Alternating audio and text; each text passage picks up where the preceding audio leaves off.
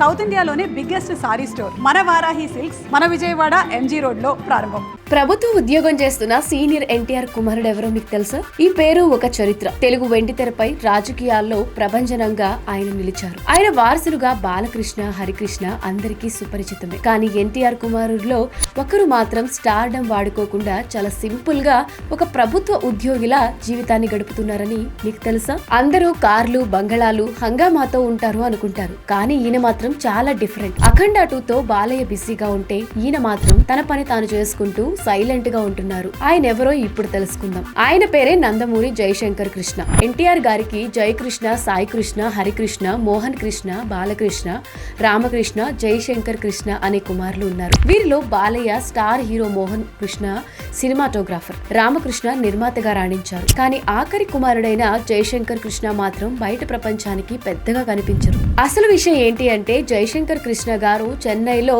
LIC officer గా పనిచేస్తారు. తండ్రి ముఖ్యమంత్రిగా చేసిన బావ చంద్రబాబు ముఖ్యమంత్రిగా ఉన్న ఆయన మాత్రం ఆ దర్జాను ఎప్పుడూ చూపించుకోలేదు. తన ఉద్యోగం ఏదో తాను చేసుకుంటూ సింపుల్ గా బతికారు. ప్రస్తుతం ఆయన చెన్నైలో ఉంటూ అక్కడ నందమూరి ఫ్యామిలీకి సంబంధించిన ఆస్తిపాస్తుల వ్యవహారాలను చూసుకుంటూ ఉన్నారని సమాచారం. ఆయన రిటైర్ అయ్యారో లేదో క్లారిటీగా తెలియదు, కానీ ఆయన లైఫ్ స్టైల్ మాత్రం చాలా సాదా సీదాగా ఉంటుంది. సాధారణంగా సెలబ్రిటీల పిల్లలంటే ఆ హడావిడి వేరుగా ఉంటుంది. కానీ ఎన్టీఆర్ కొడుకు అయ్యుండి కూడా ఇలా పబ్లిక్ సర్వీస్ లో ఒక ఉద్యోగిగా పనిచేస్తున్నారంటే నిజంగా గ్రేట్. ఒక్కొక్కరు ఒక్కో రంగంలో స్థిరపడ్డారు.